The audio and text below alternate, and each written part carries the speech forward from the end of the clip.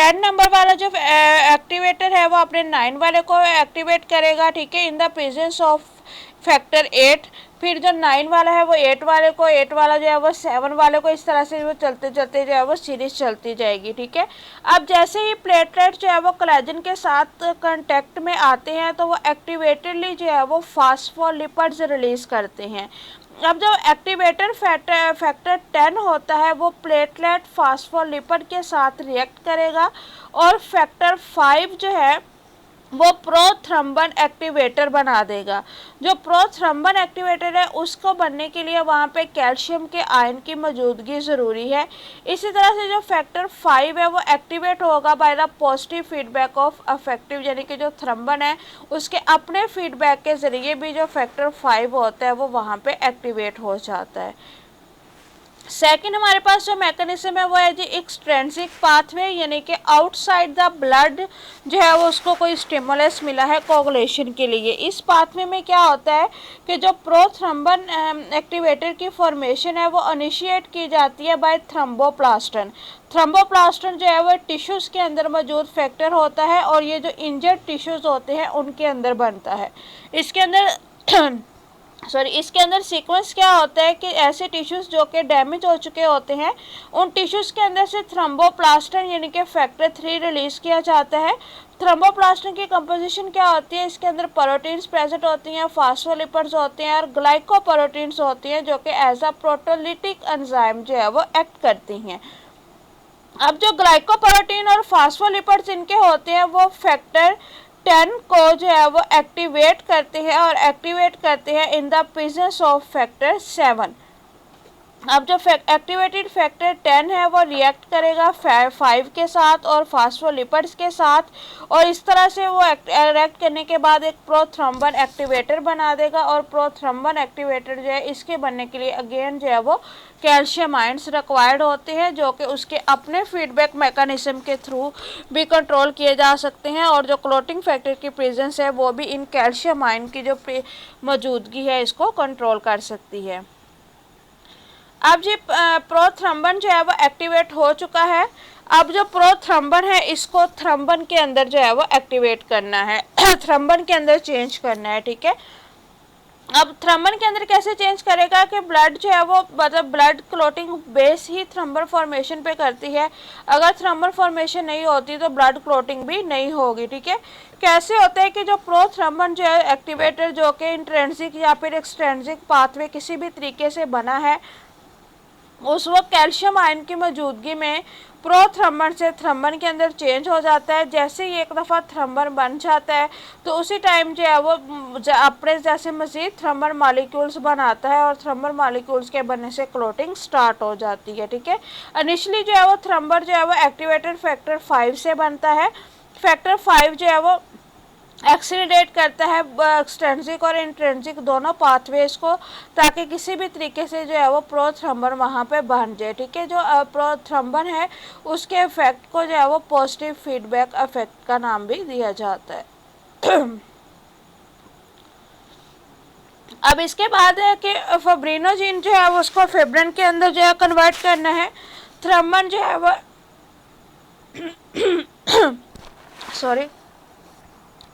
थ्रम्बन जो है वो कन्वर्ट करेगा इनएक्टिव फाइब्रिनोजेन को इनटू एक्टिव फाइब्रिनोजेन।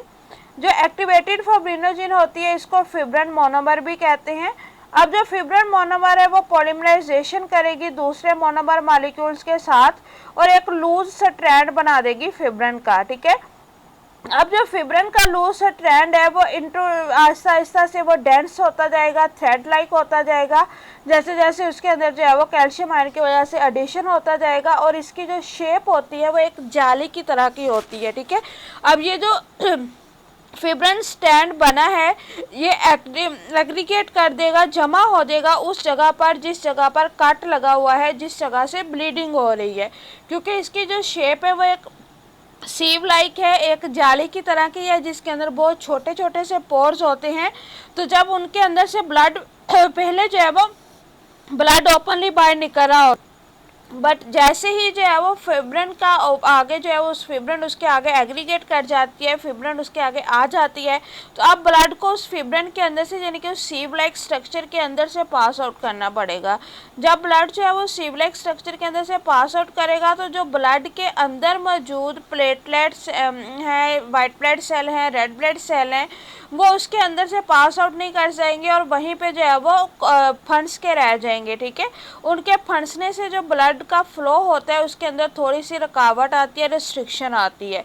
दूसरा ये होता है कि जो ये ब्लड सेल्स होते हैं ये जैसे ही एयर के साथ एक्सपोज होते हैं, क्योंकि ऊपर से एंडोथेलियम जो है वो डैमेज हो चुकी होती है, एयर वो एक्सपोज होती है एयर को, तो जैसे ही जो है वो एयर के साथ ये वाले ब्लड सेल्स जो है वो एक्सपोज होते हैं जो कि फिब्रिन के साथ जो है वो फंसे हुए हैं, जिनको फिब्रिन ने रोका हुआ है, तो एयर के साथ एक्सपोज होने के साथ ही इनकी वहाँ पे डेथ हो जाती है, जिसकी वजह से कहते हैं कि पहले जो है वो ब्लड क्लॉट बनता है, आहिस्ता आहिस्ता उसके ऊपर जो है वो छोटा सा क्रिंट लाइक स्ट्रक्चर आ जाता है, और जैसे ही वो क्रिंट लाइक स्ट्रक्चर आता है उसके बाद उसके नीचे से जो है वो स्किन लेयर फॉर्मेशन स्टार्ट हो जाती है, और स्किन लेयर के बनने के बाद उसको ऊपर से रिमूव किया जा सकता है। लेकिन अगर उसको जो है वो इमीडिएटली रिमूव करवा दिया जाए या स्किन लेयर बनने से पहले रिमूव करवा दिया जाए तो उसके नतीजे में जो जिस ब्लड को उन्होंने रोका होता है वो ब्लड एक्टिवेटेड फॉर्म में अगेन जो है वो ब्लीडिंग स्टार्ट हो सकती है।